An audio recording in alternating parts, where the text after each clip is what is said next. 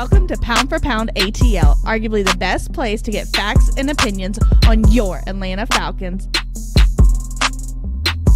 And absolutely the best place to get your opinions in. The guys are here, the chat is ready, and the conversation starts now. What's going on, football fans? Welcome back to Pound for Pound ATL Live.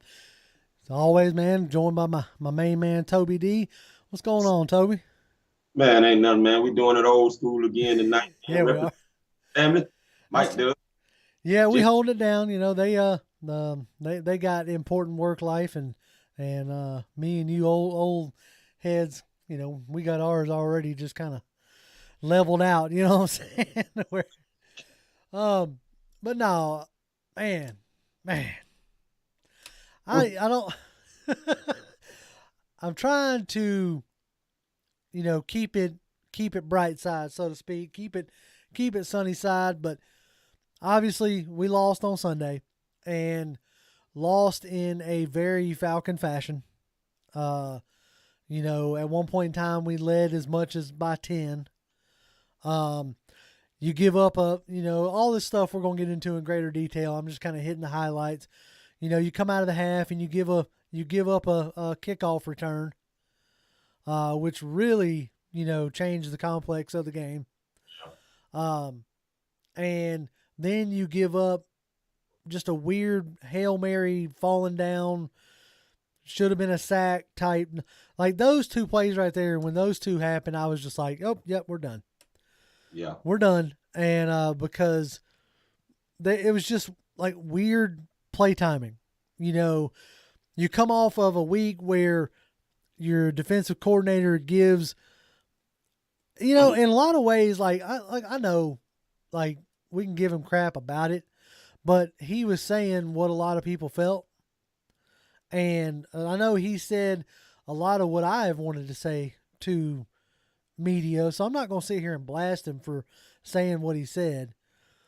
But just the shake your head part was, you say that and then you come out and have a defensive performance like you had. Mm-hmm. And it's like, man, that's like shooting yourself in the foot right there. Like you almost like had they come out and had a Giants-esque performance or even a Tampa-esque performance, like you would have been like, okay, cool, y'all, you earned the right to. I mean, don't get me wrong, Pease has got the experience and has earned the right to say whatever he said. Right. He just ain't earned it here yet. Okay, you see what I'm saying? You see the difference there? He just ain't earned it here, but he's got the Super Bowl rings and the pedigree to feel the way he felt, right?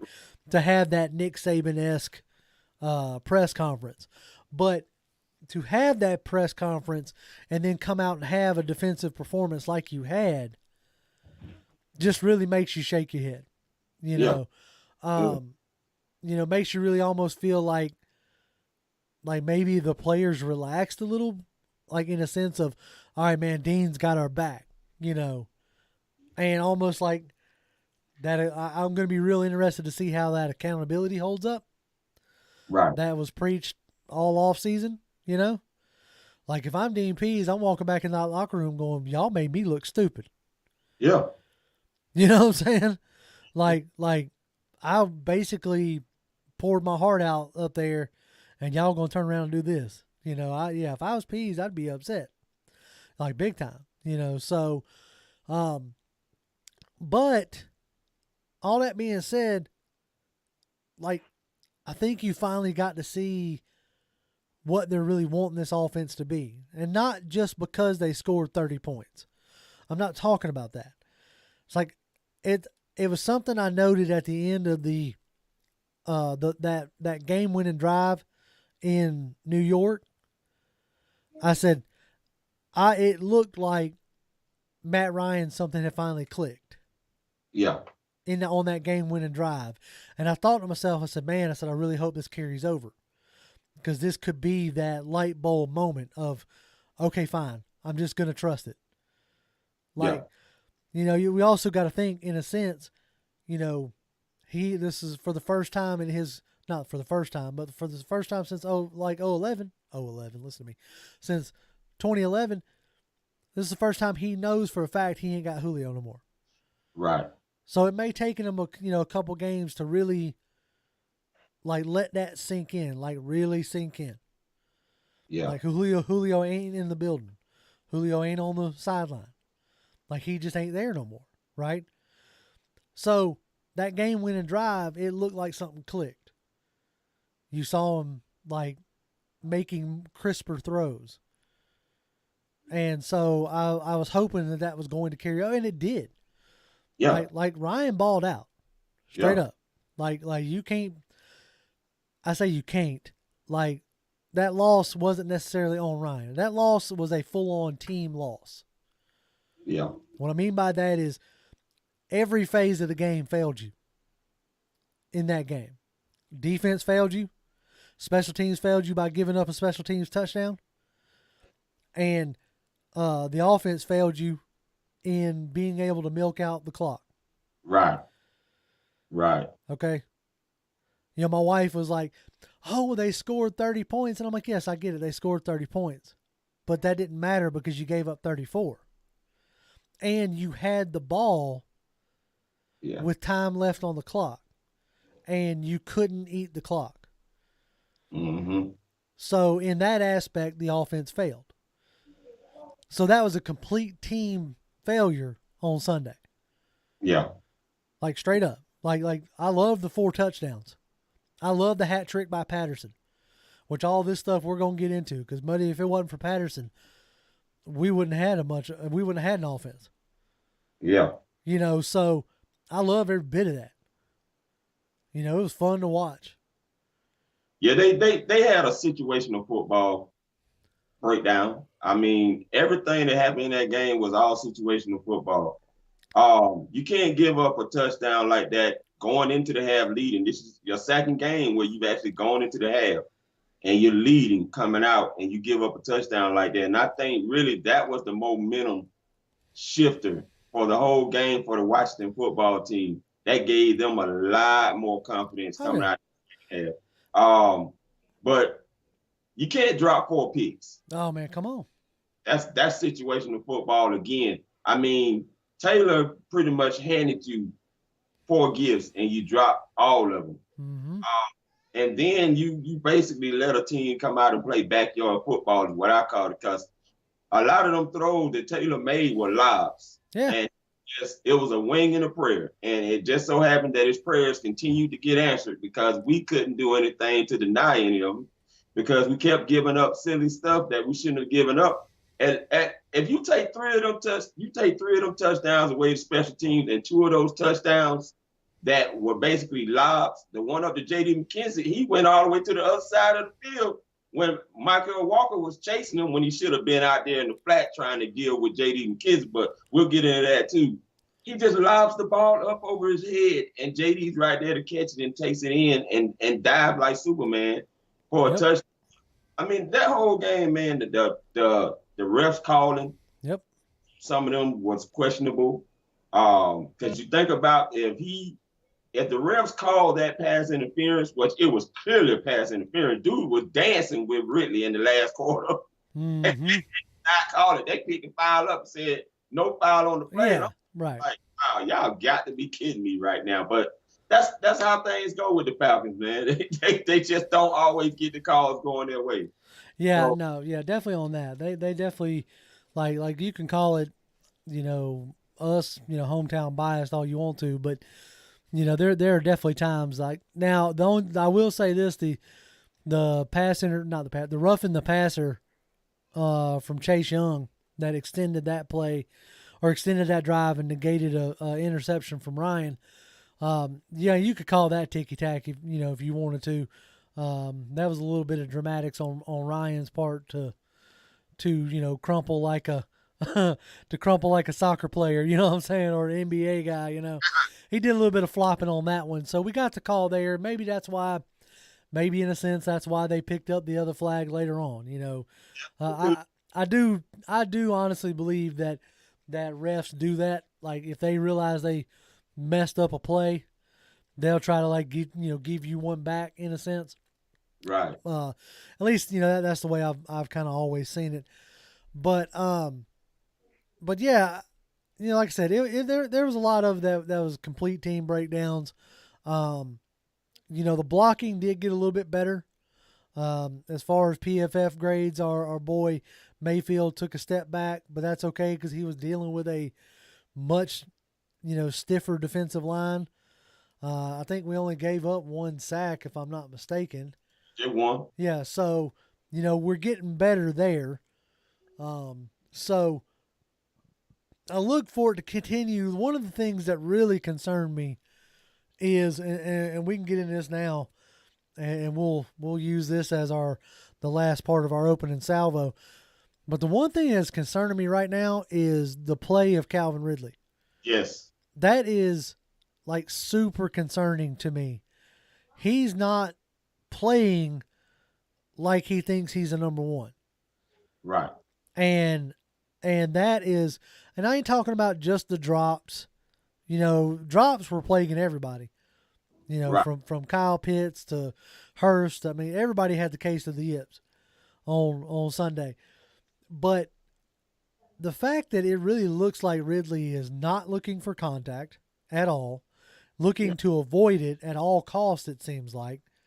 And he does it like this whole like east to west before he cuts up field. And man, I don't know how many times like he could have gotten a first down if you would just plowed up field. Yeah. And so, like his play right now, and the coach commented on it, talking about it's very up and down. I know he's leading the team in receptions. I think he's got like 47 going into this next game. But, buddy, it is a I almost like sometimes forget Ridley's even on the field. Wow. In a sense, because like it doesn't seem like he definitely doesn't have the presence that he reminds me more of like a T.Y. Hilton, type number one. And this offense, you can definitely tell it is more friendly towards the big body receivers. Right. The A.J. Browns, the Corey Davises, those type of receivers, the ones who aren't, as scared about going across the middle or, going up and getting the ball. That one, the one deep shot that he took to Ridley that, some people say that Ryan put the ball in the wrong spot. I'll say this to that. The wide receivers also paid to catch it. Yeah. And so you're not going to have pinpoint accuracy on every play, on every ball. Matt Ryan threw a lot of tight window balls on Sunday. And that is something that you brought up yourself. That play at the 3-yard line is a play that he should have come down with that ball.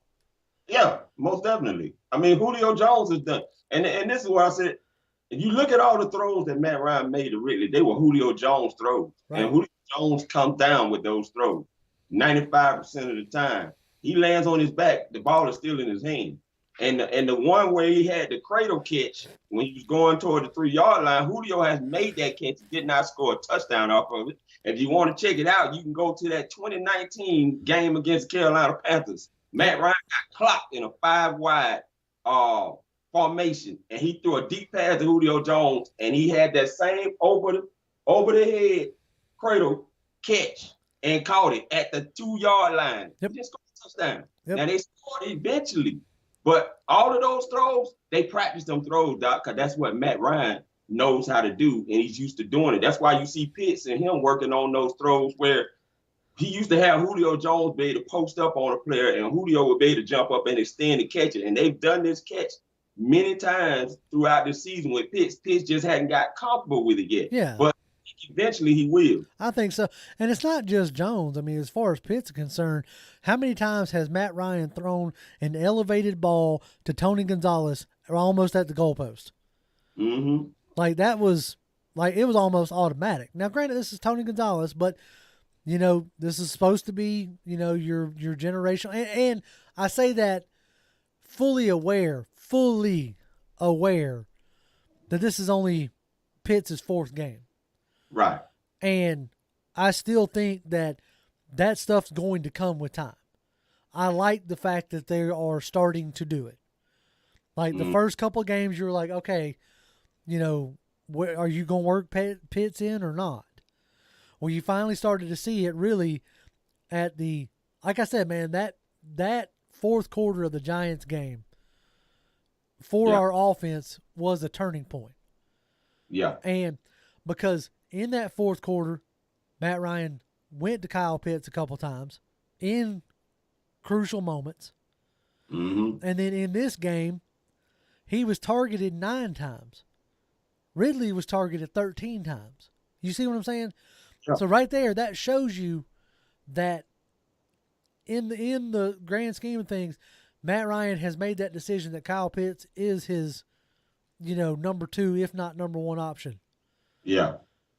When it comes to, and another thing that I like as far as this goes, is whether it was the game plan, whether it was the type of coverage or whatever, and it was something I've been harping on for the past couple of weeks, you finally see the deep shots coming back. I don't expect them to live on the deep shots like Cutter did, and I don't want to see that. Like, by no means do I want to see them living on the deep shots, but you have to be able to take them. Yeah, yeah. Because if you don't, then all that defense is going to do is just clog it up. Okay, so you have to be able to take them. Yeah. And they finally started taking them, and it wasn't just to, Ridley.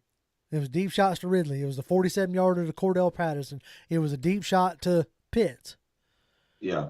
He dropped it, but the shot was there. And that made, that makes the defense think, like, okay, I can't just cheat up. Yeah. Because if I cheat up, they're going to throw it over me. So, and that was something I was concerned about because going into Washington game, best I could recall, we had 1 deep shot. And that was against Tampa. And Ridley didn't catch it. But see, that's the thing. And it was like we were saying before on the show. The deep shots are worked into the passing game. That's why you always see the swing passes because Matt Ryan, if they're not there, Matt ain't taking it.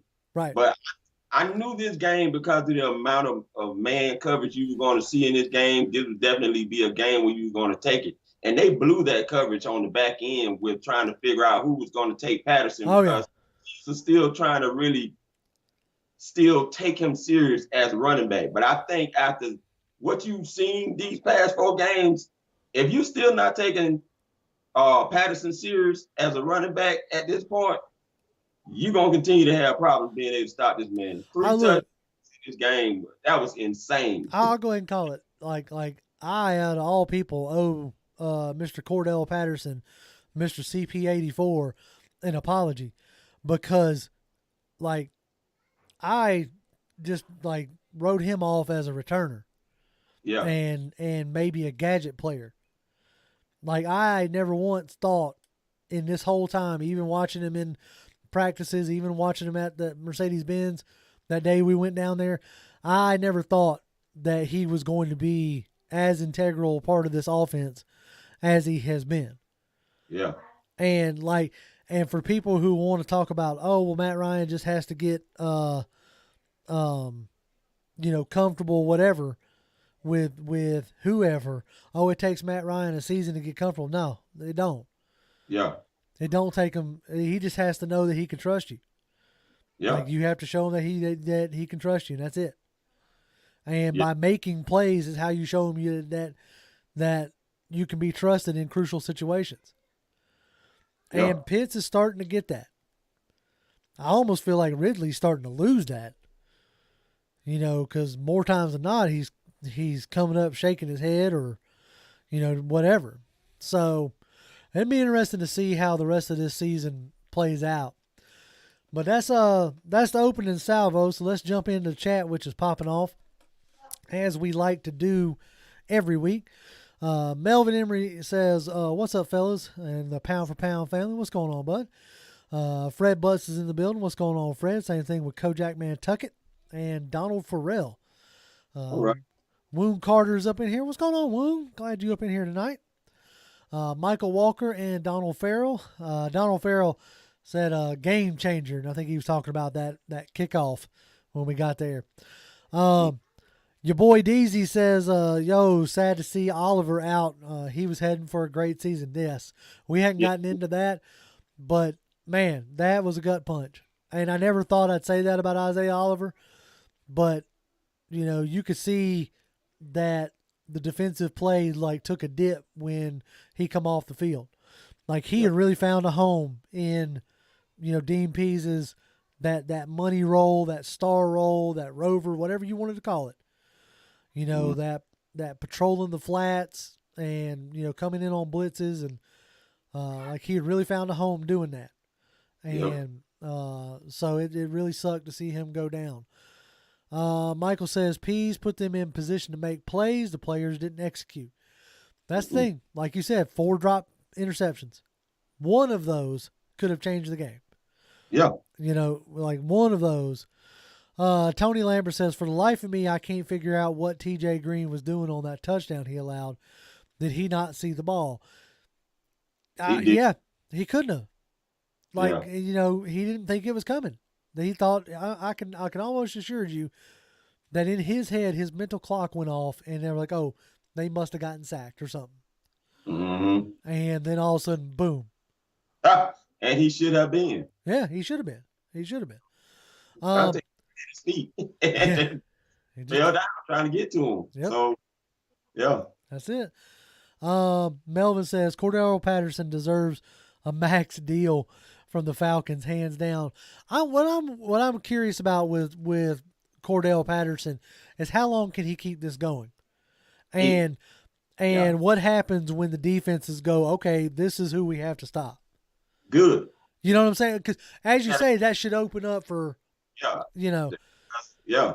And I think that's the hope. So maybe, you know, this will allow Pitts them to do even more. If you start putting the linebacker and the safety on Patterson, because now you're taking them serious as a running back who can catch the ball, obviously, and run routes, obviously, then now it changes up some things that you're hoping that you're going to get some other looks to where you can get more guys involved. So I'm fine with it. But I think they said it best, and we kind of hinted on this when you and I going in, and maybe the bye we can kind of looking at this Chicago offense, because they hinted out on the broadcast about Patterson understanding the scheme because he's played in it. And see, that's Dave Ragone written. He may not be calling the plays, but to me, that's Dave Ragone.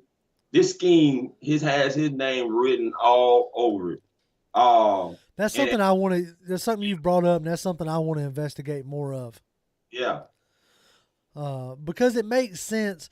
Like when you put that out there, I think it was either yesterday or earlier today, something that hit on me. I was like, you know, Ragone came from being under Nagy. So like Nagy called the plays, was the head coach, you know, is the head coach / OC. And so he's going from that to another situation where the head coach is the OC. And I wonder if it was like to sweeten the pot kind of thing. Mm-hmm. Was it like, hey, we will give you like more control of the offense, like the weekly game planning and stuff like that. You know, you're going to have more control of it. But, you know, the coach is still going to call his plays on game day. So, I mean, it makes sense. And something else you put into my ear is that, like, it may be taking a little bit for Smith to get in a groove. And that calling these plays. Yeah. And seeing what works and what doesn't. Yeah. So, all right, well, let's keep on moving. Blizz818 says Terry Fontenot needs to start holding up his end of the bargain. Look at the Panthers with their new cornerbacks. Atlanta had no shot at Gilmore, but they could have gotten Henderson on a rookie deal for cheap. And that's something that, like, you know, that was something we touted about Terry Fontenot with his, you know, pro personnel side background and stuff like that. And you're kind of seeing a little bit, like, we finally got Mike Pennell has been elevated. People are bringing it up in chat. We're going to get into it. We signed safety Sean Williams to the practice squad. So they're doing it, but they're doing it, unfortunately, for the cheap. Like, I'll talk about that in a minute. Yeah. I got on that. Okay, yeah. So we're going to keep right on rolling, but that's something we'll bring back up. Yeah. Gerald Reed says, could we stop talking about Julio Jones? Look, it's the first time we brought him up all, like, actual season.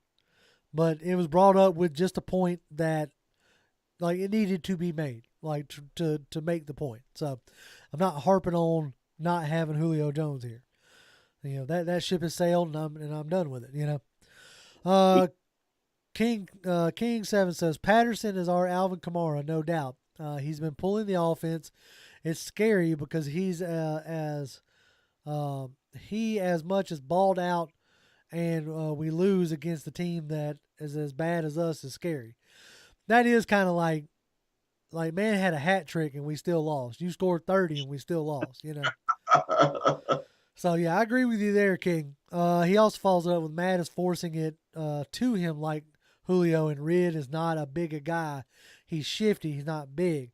And that's the thing is, like, you know, I don't feel like Ryan's forcing it to Ridley like he used to do to Jones. There were games that, you know, Matt was locked in on number 11.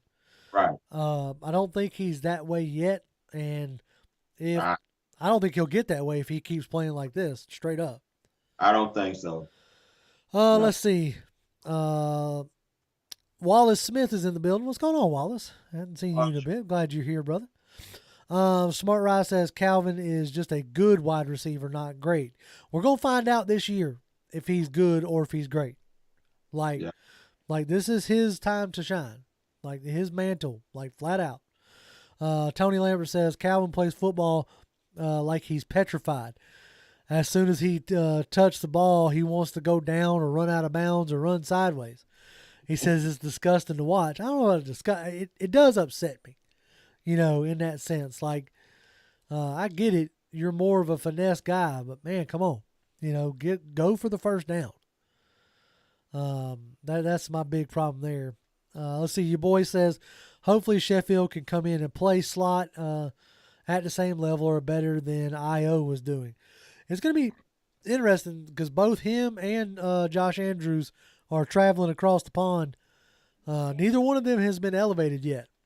Right. So that's something to keep an eye on. But both of them traveled. So that's interesting there. Tony Wright says the Falcons just signed veteran free agent Sean Williams, strong safety Sean Williams, to the practice squad. Now, this is a good signing for a veteran strong safety with 5 years starting experience. Yeah, that's interesting, especially with some of the play like of Deron Harmon hasn't necessarily been, you know, on point. So it's interesting to see them bring in, you know, another strong safety with starting experience. But it could just be, you know, precaution in case somebody goes down. Yeah. Let's see.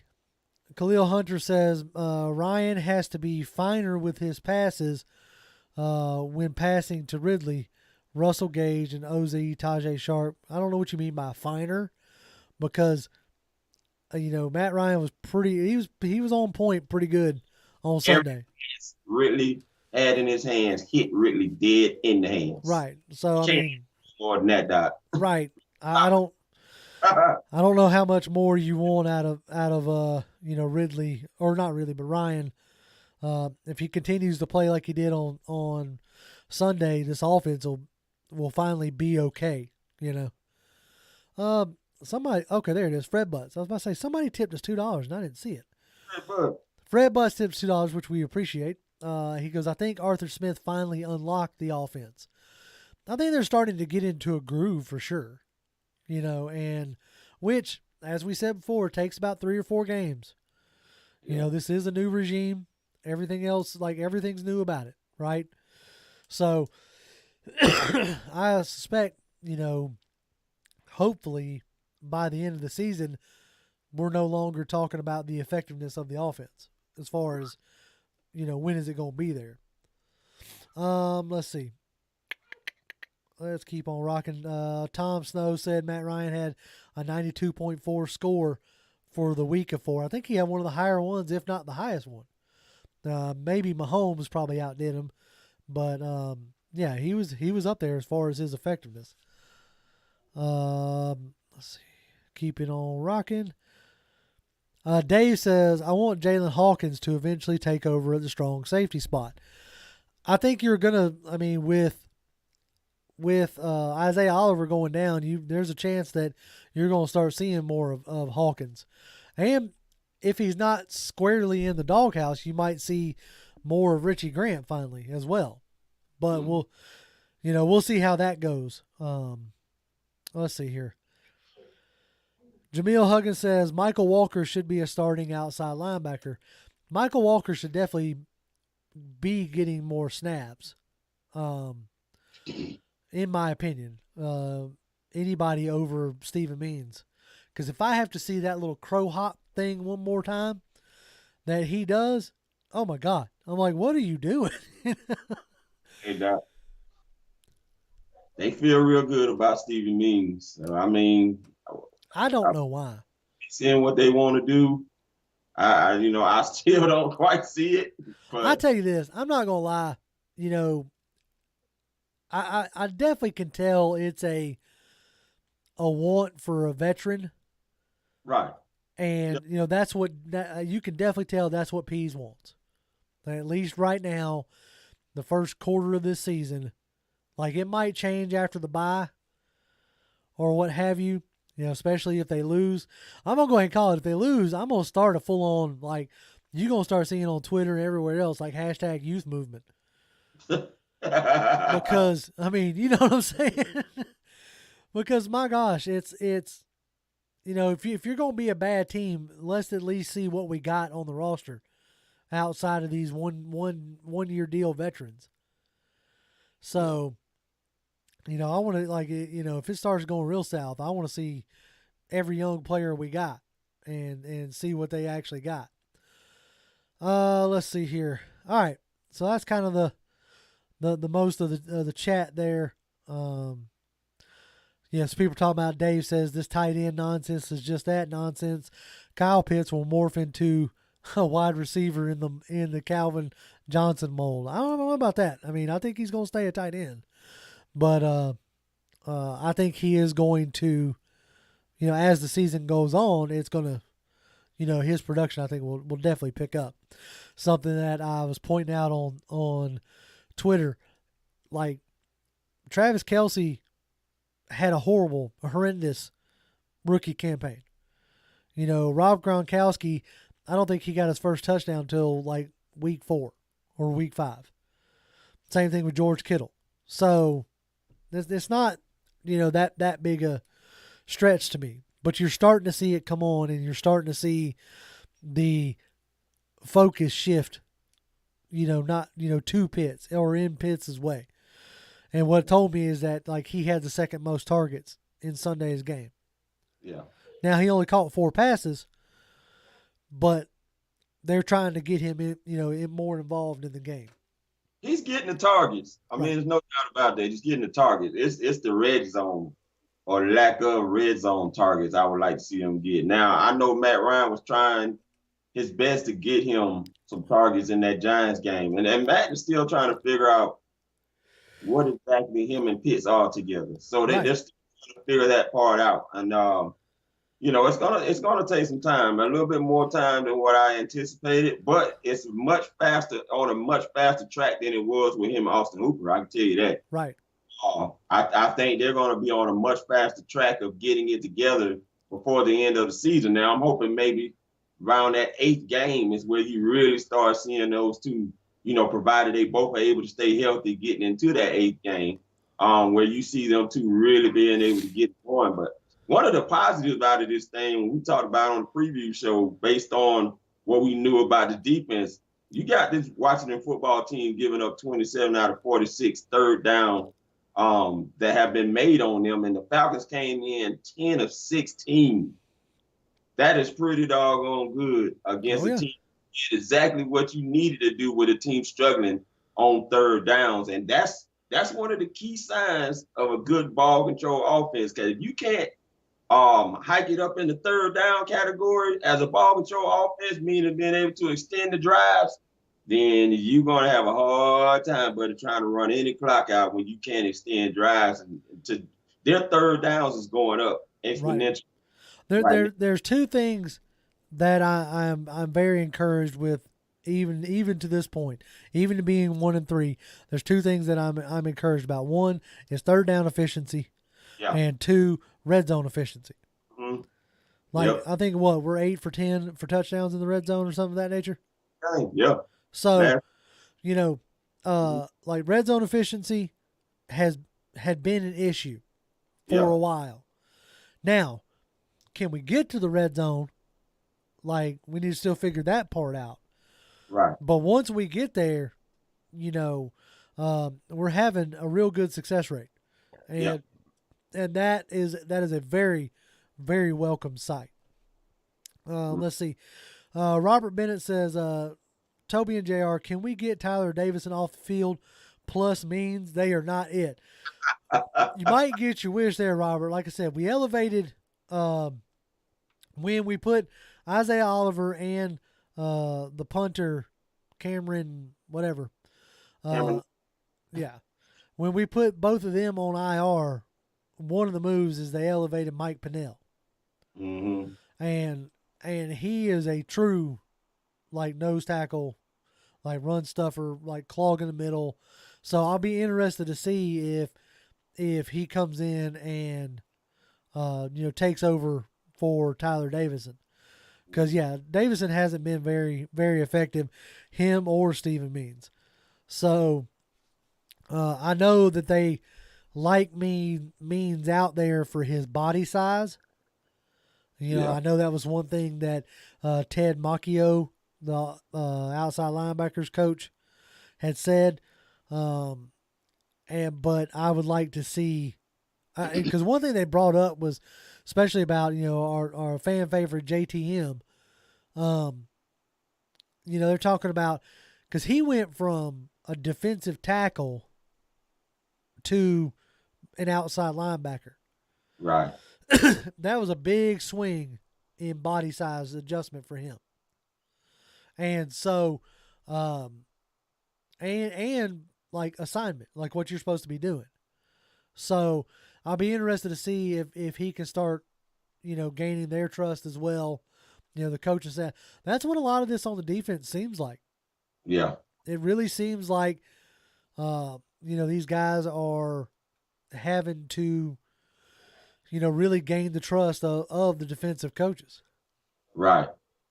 Yeah, they definitely seem to be in this prove yourself mode with the defense. And you heard Arthur Smith talk about it, when asked about, the snap counts of some of the players. He's like, you gotta prove yourself and earn your snaps. And it starts in practice. So if these guys aren't looking good in practice, they ain't getting a shine in the game. Yeah, no doubt. And I really hope that that starts to shift, because I want to see guys like Ogundeji out there. I want to see guys like Hawkins and Walker out there. Like those are the guys that I want to see on this field, because those are the guys who could potentially help us alleviate some of the cap issues that we have. Right. And what I mean by that is these guys are on stupid cheap deals. If we can start getting production out of them, then we don't have to sign 82 one-year deal vets. And maybe we can sign 1 or 2 vets that are of a higher caliber. Right. Yeah. And so, we brought in 20-something signings, throughout the whole offseason. 1-year deal. I know that there are only 40-something players on in contract or on contract for next year. So, the cap situation isn't going to be alleviated anytime soon. Right. Not unless you extend Grady Jarrett.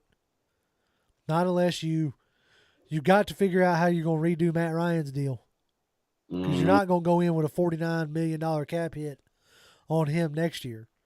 So I don't know if they assign him to an extension and do dummy years on the end. But that ridiculous trade rumor that was swirling around early part, like I reached out to the Spotrac guy, Michael, and I asked him like point blank. I said, "Is there any feasible way that you could redo Matt Ryan's deal and then trade him like this year?" And he was pretty much telling me no. There's really nothing you can do, and you're not going to eat $40-something million of cap to then have him play for somebody else. Right. That's just not good business. So you're just not going to do it. So yeah, it'll be interesting to see. And after Sunday's game, that should squash a lot of that stuff. You know, you're starting to see, you know, Matt Ryan get more comfortable, right? Right. And that's what we were waiting on. How long is this going to take? All right. Well, it took about three games or into the fourth quarter of the third game. Right. Yeah. Yeah. You know, so whatever you want to call that, 2 3/4 of a game for him to finally go, okay, this is it. We're going, you know, and you wish it didn't take that long, but it did. But I think it took that long for him to not realize, but for the offensive line to start giving him that a little bit more time. Right. Yes. And they have much better. Yeah. Each week they've improved. Now you start to see a little bit of the old Jalen Mayfield with these false start penalties start creeping back in. But other than that, he settled down, got back straight, and they got it going. But they have to get this run game. Oh, dude, yeah. Well, let's transition into that. But before we do, I'm going to hit some more of these comments. But that's the next thing. That's the next topic we're going to get into. All right, let's see. I'm going to scroll back up here. It says, they still ain't learned their lesson about dropping 7 or 8 instead of doing what had been working the whole game. Yeah, I mean that's a prevent defense. I hate to say it like that, but that's what Pease runs. You know, is that so I'm not too great kind of stuff, but right. Let's see. Dave says no, he was atting somebody else. Tony Wright says, I know that some of y'all don't like Mike Davis, but I say get him some more carries and let's see what happens. Play Wayne Gallman as Davis's backup and move Cordell to receiver 2 spot. I'll tell you this. Mike Davis had 4 negative runs on Sunday where he lost 3+ yards each time. And that doesn't count the amount of times. There was, I think, 2 more times where he got stuffed for no gain. And so that makes it hard to want to continue to hand him the ball when in the same running packages, Cordell's getting positive yards and Gallman is not losing yards. Mm-hmm. So if that continues, yes, I will continue to say, can we demote, Mike Davis?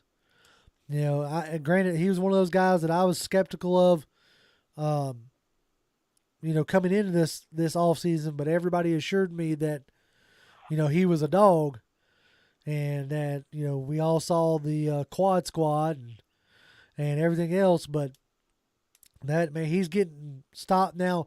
This could be all on the O-line or what have you, but, in those plays, he's getting hit and getting stopped and dropped for tackles for loss. And it's happened in every game, JR. Every game. He's gotten stuffed at least once or twice in every game, all 4 of them. And it just, I don't know if it's the offensive line. I don't know. But if you're expecting him to be your closer, and I understand, a lot of people was questioning why Cordell Patterson wasn't in there during those times when they were trying to run the clock out. It's because they did it with Davis the week before. Right. Third quarter when they was up 7-6. Remember, even though they didn't run all the time out, they forced the Giants to have to go into the fourth quarter in order to score, which made it eventually 13-7 or 14 because they ended up scoring the 2-point conversion to get 14 points. But they did it then, so they went with that same formula for this week. Right. It just, unfortunately, just too many things was not allowing them to close their game out. Man, you gotta put some blame on the offensive line too, because they let them plays get blown up when Davis was trying to get it going. So they gotta execute better. Oh yeah, all the way around. Yeah, And even as even as Ghost Peppers calling up here, he says, given what is inherited, Arthur Smith deserves a long leash, but it doesn't excuse the fact that his personnel decisions at the end of the game and play calling is part of what cost the game. That's what I said before. This was a full-on, full-team failure. Like, this was a full-team loss in every phase. At crucial moments, like the team let you down. Special teams with the kickoff return, defense for giving up some ridiculous touchdowns, coaching for too conservative a play calling. Like, I get it. That's what Arthur Smith wants to do. That's what Arthur Smith wants to be. And I understand that. But just like, and I ain't trying to dredge it up, I'm just giving you examples. Just like in the Super Bowl, I understood why Kyle Shanahan was being as aggressive as he was. That's what got him there. Mm-hmm. So I understood it. It didn't work. He should have been smart enough to realize it wasn't working and change his plan. But I can tell you I understand. Okay? Same deal here. I watched the plays out in Tennessee. I watched how Arthur Smith operated. Yes, he had Derrick Henry. And it's something else we're going to bring up here in a minute. But that's what he wants to be. He wants to be able to close out games with a run game. Mm-hmm. But you have to be aware enough to realize when it's not working. Yeah. And stop calling it and do something else. Yeah, or either that or choose another back edge close. Right, exactly. Right. If you Davis and he hasn't been able to close it, then you got to find someone else who can. And they tried to get Gallman involved a little bit, and I think Gallman will actually work down the road. But this was his first game, right, that offense, and it took a little bit. Right, and I mean, as Smith said it, like they had Davis out there because of trust, more or less, And so I'll be interested to see if that changes down the line. Eric 8M7 tipped us $5, which we appreciate. He says, "Rise up, P for P family." He said, "Do you think the lack of defense is a defensive coordinator's problem or a lack of talent problem?" I think it's a lack of talent, but that could also be on the defensive coordinator. And what I mean by that is you're having, as we've been joking about, you're having Stephen Means out there, you're having Tyler Davidson out there, where you could be playing Taquan Graham, who I think is more talented than Tyler Davidson. You could have Ogundeji out there, who I think is definitely more talented than Means.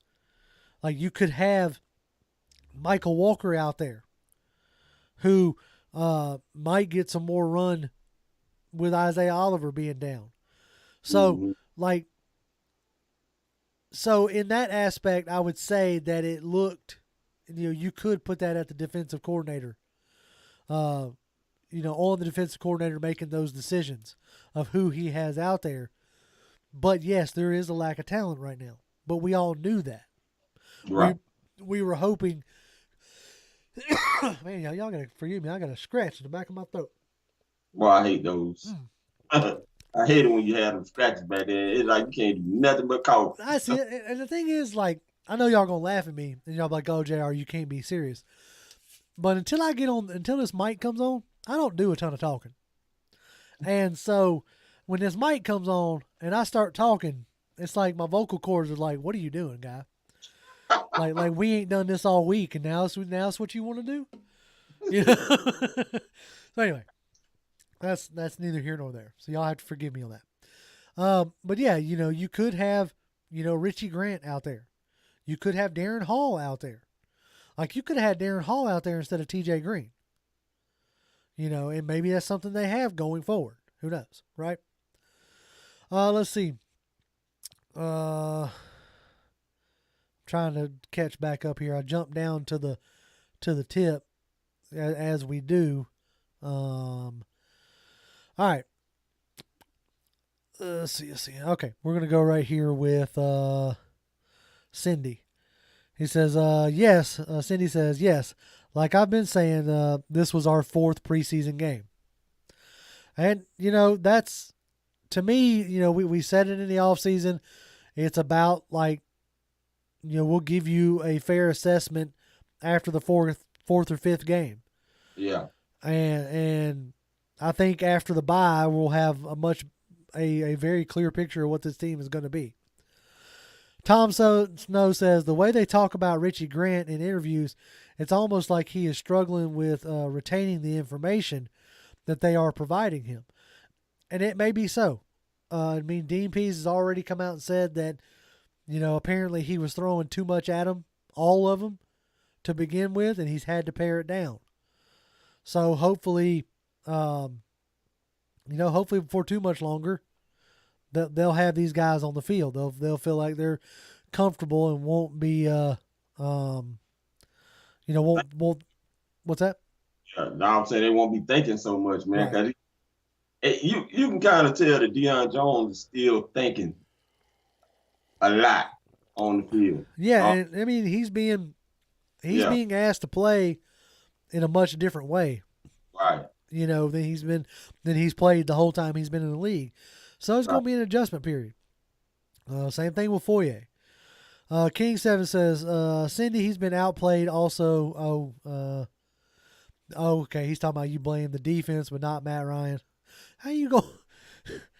Okay, fine. Whatever. I'm going to move on from you, King. Man going to throw 4 touchdowns. You want to blame? I'll say this. I'll say this. Like I stated already. When you needed the offense to be able to move the ball, they didn't. Yeah. So if you want to throw some blame, you can throw it right there. But scoring 30 points and losing, that's unacceptable. I don't care how you chop that up. That's your defense that gave up 34 points and dropped 4 picks. You can't do it. Right. You can't be doing that. And you whipped on 2 sacks and gave up a doggone 2 lobs for touchdowns. Right. No. And y'all know I've been more vocal about Matt Ryan this year than I've ever been about Matt Ryan. That was not Matt Ryan this time, Doc. Not this one.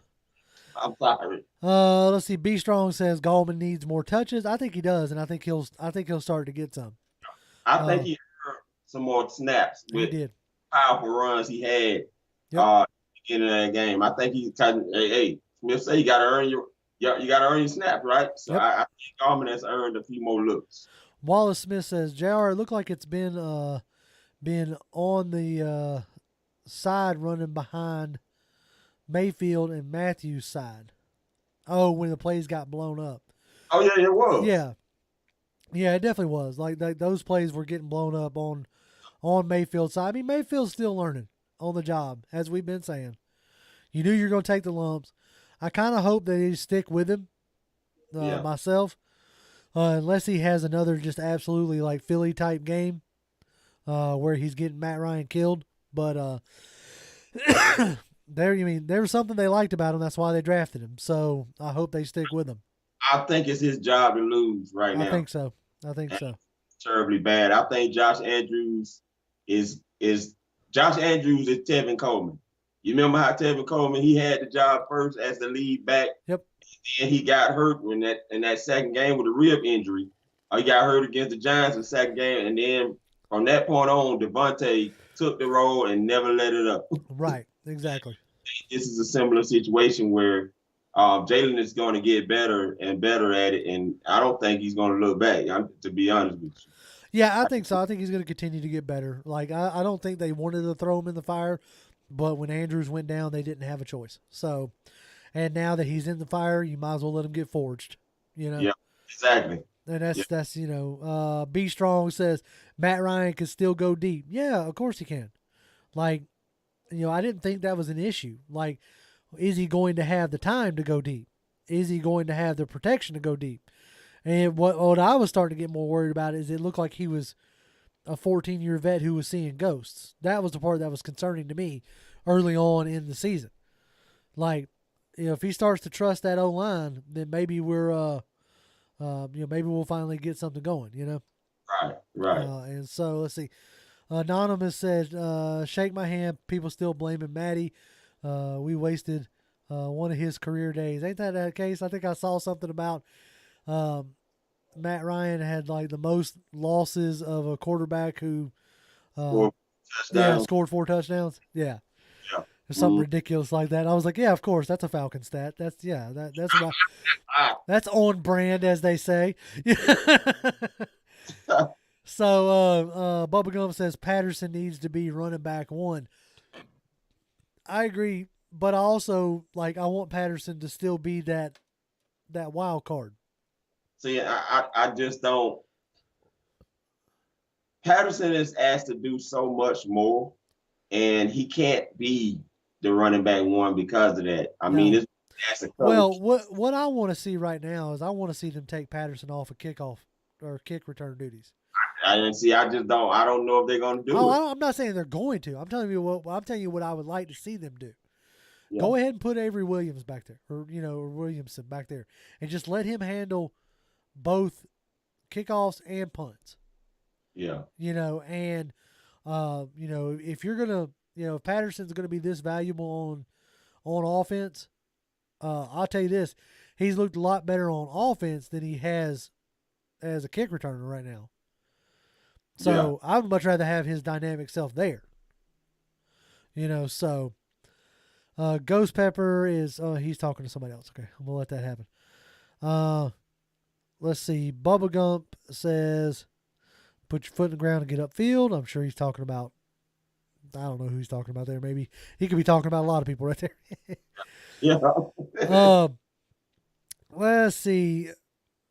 Keith Weaver says we are trying to tank for the number 1 pick. No, we ain't there yet, dog. Even if we ain't taking for no number 1 pick, because I'm getting lucky. Right. Let's see. Yeah, exactly. Even if we try, somehow we'd end up with the 3rd pick or some shit. With the 3rd or 4th pick. Exactly. Let's see. Okay, Redbird Eagle says Patterson is also the gunner on kick defense. Yeah, take him off of. If you're going to use him this much on offense, take him off of special teams. Period. I don't need him out there on special teams at all. Yeah, I know. I feel you, man. I just don't see it happening. I think they because how they got these guys, and I'm not going to devise too much of the formula that I saw because I don't want to give that away. But they definitely have a usage for what they want Patterson to do, and Patterson seems to be doing it in the early quarters. Right. And the team get the leads, and then you bring guys in there like Mike Davis them to close it. Right. Your closer can't close it, then you got another problem. So yeah. Right now, I think if we can get whether it's Gallman stepping up and taking over, or Mike Davis finally getting going, I would like to see them. I would love to see him elevate either Caleb Huntley or Quadre Olison as well. Keith Smith hasn't been used in a way I thought that he might be used. Especially from what we saw at practice. Maybe it's something that just hasn't played out in the game yet. But yeah, I definitely need the run game to step up more. I was really hoping that by this time in the season, we were talking about how Matt Ryan was only having to throw 20 or 25, 30 times, not 35, 40. And it's starting to look like they are trusting him to do that. Right. Yeah. I mean, they ain't got no choice, really. That's something that Arthur Smith has changed up. I think that Matt Ryan is a strong weapon to do that, and it's something that he didn't trust Tannehill with. But he's trusting Matt Ryan to be able to do it. So, and if it continues to get better like they did this weekend, they definitely.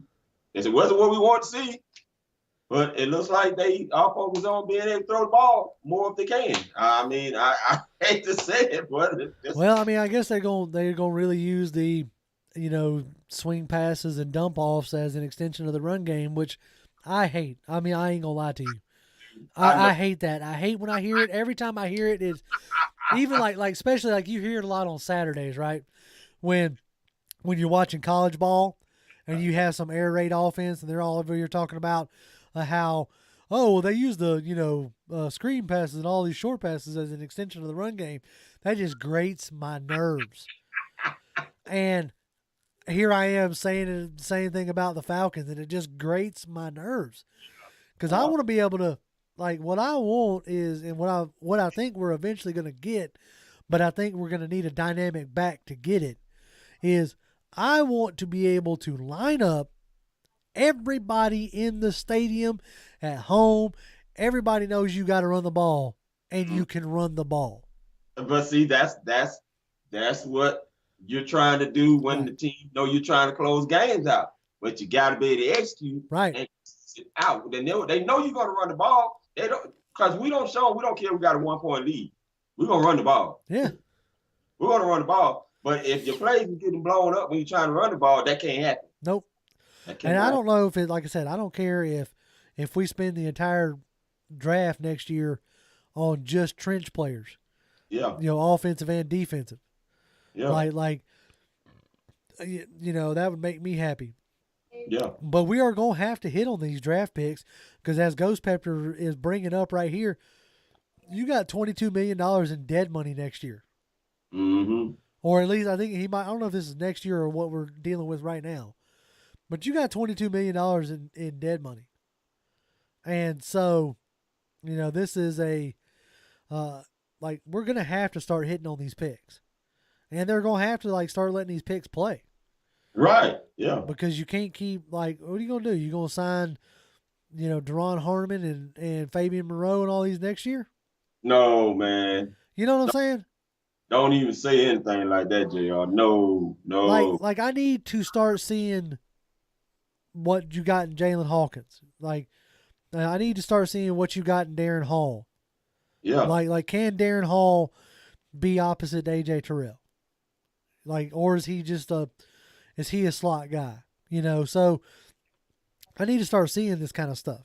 Yeah. I'd like to see them do some more, man. I mean, you look at the Panthers over there. These guys, they are really over there believing in win now. Now, if that is a sign of a win now. Yes. Okay. What we're doing, that's the rebuild. Yeah, no, yeah, exactly. If I could say anything right now, and it's something we've been talking about already, but if I could say anything, we were sold a bill of goods about them saying, oh, if you think we're going to rebuild, you hired the wrong coach. Right. Well, brother, I mean, look, you may feel that way, but call a spade, dog. You know what I'm saying? Call it what it is. Don't come out here and try to sell me, oceanfront property in Arizona. What it look like. Right. I know what oceanfront property looks. I just spent a week at the beach. I know what oceanfront property looks like. Arizona ain't got none. Okay? So I know what a rebuild looks like. I wanted to be optimistic about it. I apologize to everybody who I tried to sell some optimism to. But my optimism started fading in the preseason. When I saw the way these players were playing, I was like, nope, this ain't it. This ain't it, And look, by the end of the season, it might be it. We might be singing a different tune completely. Yeah. But my fear is we're going to be too far out of it to even worry about it then. Yeah. Which tends to be, again, that's a Falcon MO too. We'll wait till we get eliminated from the playoffs and then start playing. Yeah, straight up. Keep that pressure off of everybody. I don't mean to sound like a Debbie Downer, but it's disappointing, JR, because and I mentioned this earlier on text. You got 4 name brand quarterbacks you're playing against this year, and that's it. Yep. That's Josh Allen, Jameis Winston, Tom Brady, and Dak Prescott. You just got beat by Jalen Hurts and Taylor Heineke. Okay? You just got beat by a beer. Yeah. Tom Brady's the only name that you have faced. Right. Yeah. And you could have gotten beat by Daniel Jones. It was real close. And that's the disappointment. You mean to tell me you don't have enough talent to be able to do anything against that quarterback talent you about to play that you playing against, something just don't make no sense. I know there's no way you're going to sit here and just tell me you can't scheme up anything to beat that talent. Right now they ain't. And that's disappointing. Yep. No, it is. Look. As much as we talked up, Pease and what he was going to be able to do, that was super disappointing. The showing so far from the defense, outside of the Giants game, has been, has been abysmal, and so we hope it gets better, right? What's that? I hope so. You got a quarterback about to play here that's thrown 8 interceptions to 4 touchdowns. Yeah, we need to crank it up. So, all right, we bumped up over an hour, so I'm gonna run through some more chat here. Superstar VFR says, I'm about to buy an 84 jersey. Patterson, Olsen, Davis would have been a deadly combo, but my 18 jersey is close to the fireplace. Oh, Lord. Oh, no. Don't burn it. You done paid for it. You might as well keep it. Yeah, I mean, I got an 11 jersey hanging over there that I ain't worn since the dreadful day, but I ain't burning it, Anyway, let's see. Nick says, finish the game better on offense. And he said that should have been a fumble. Yeah, I mean, the refs didn't help us either, a lot of those. Yeah. Prove It says the Mike Davis about to get loose. I hope so. I'm waiting on him to get loose. We hope. False Start Falcon says, guys, I'm late. Hope everyone is good. Hey, we are good, and we're glad you're here, False. It's all good, man. Same thing with Willie Doc says, should Smith and Fontenot have reset our expectations like Travis Slink did for the Hawks? This is painful having one set goals and really seeing something else. Yeah, that's if you want to count a misstep, that's a misstep. They should have come out and said, hey, we're going to evaluate this roster and we're going to take it day to day.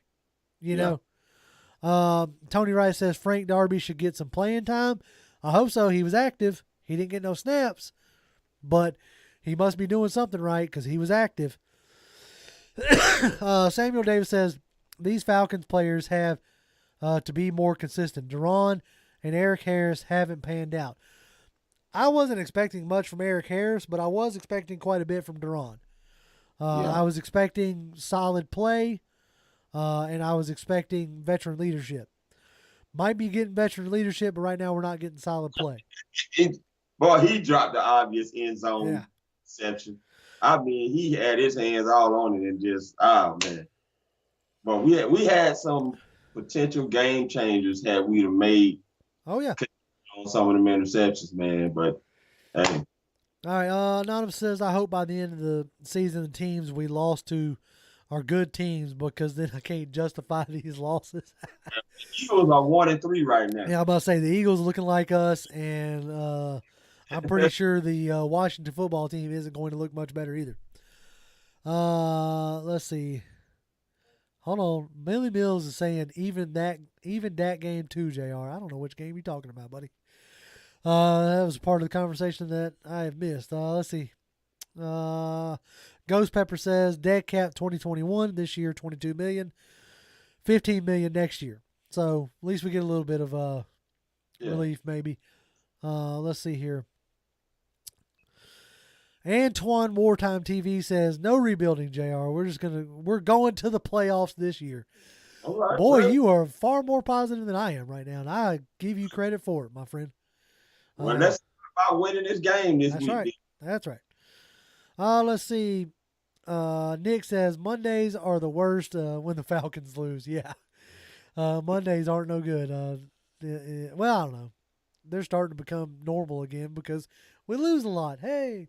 So it's not bothering me as bad. Check that out. King says it's just Atlanta's time. We are going to be horrible like the Lions of Cleveland and the Jets. It's our time to be that team, and it's going to take time to run it around. I say like 2 to 3 years, and that's a possibility. I mean, you've got to get out from a lot of these backloaded contracts, and that's going to hinder a lot of what we can do. But you start hitting on these draft picks, and you can turn your fortune around quite a bit. Yeah. Samuel Davis says Arthur Smith's play calling has derailed this team at the end of the game. He's saying end of games. I'm only saying this last game. But also keep in mind, Arthur Smith is also a rookie head coach. Mm-hmm. He's going to make some rookie mistakes. You would hope that he had learned from people who came from before him, and not go as conservative as he did. But I wouldn't be surprised if that's who he wants to be. Yeah. Straight up. Like he wants to be able to run that clock out and eat that clock. Mm-hmm. And so I don't think that's going to change.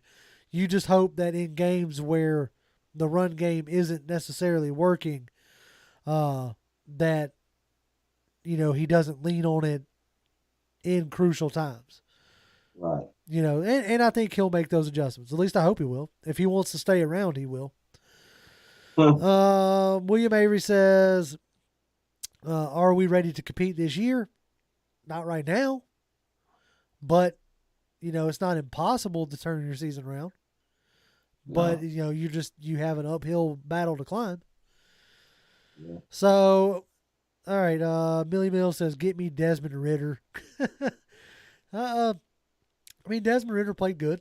He's a guy I've been keeping an eye on. Him and Carson Strong out of Nevada is really starting to peak some ears, but we ain't nowhere close to draft season. So, all right, my man. What else you got, Toby? I think I'm good to go, man. I think I've gotten off my chest and everything I need to get out of there. What you got?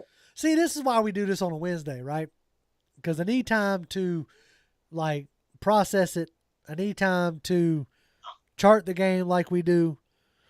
Charting the game really helps me see, what transpired, and really give me time to put it in perspective. Right.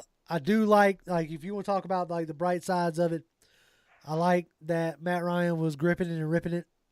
That's the first time you've really seen that for a full game this whole year. So hopefully that's a sign going forward. He was in some tight windows, that's for Right. sure. And he was getting in there. Exactly.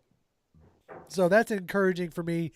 The offensive line, while taking not necessarily taking a step forward, but they rose to a challenge, as in you're facing, Chase Young, Daron Payne, Jonathan Allen, Montez Sweat. These guys aren't no joke. And you only let Matt Ryan get sacked once, and he didn't really look hurried all game. Mm-hmm. So those are all good signs. Now, if we can just translate that into opening up holes for the run game, I think we'll be doing pretty good. But I think that's it. I am going to be out of pocket on Friday. I will be out in the boonies in a church retreat. So I'm not 100% sure if we will have a preview show or not. If we have a preview show, it will be a pre-recorded one. So like I said, I'm not 100% sure if we're going to be able to have one this week. But if not, if we don't have one, we'll be back on next Wednesday with a live show for sure. But yes, I do feel like the Jets game is a must-win game. Mm-hmm. And they got to build on this offensive performance, and the defense has got to tighten up. I'll say that initially. But if we do a preview game, we'll get deeper into it, or a preview show. But like I said, if we do one, it'll be pre-recorded. If not, we will see y'all again next Wednesday live. Y'all can always hit me up on Twitter. I'm at Grim1128, GRIMM1128. Toby D 1991. That's it. So y'all can hit us up, and we appreciate y'all being here. Appreciate everybody who tipped us. Appreciate everybody who commented. It was awesome. And as always, Falcons fan, let's just win. Just win. That's it.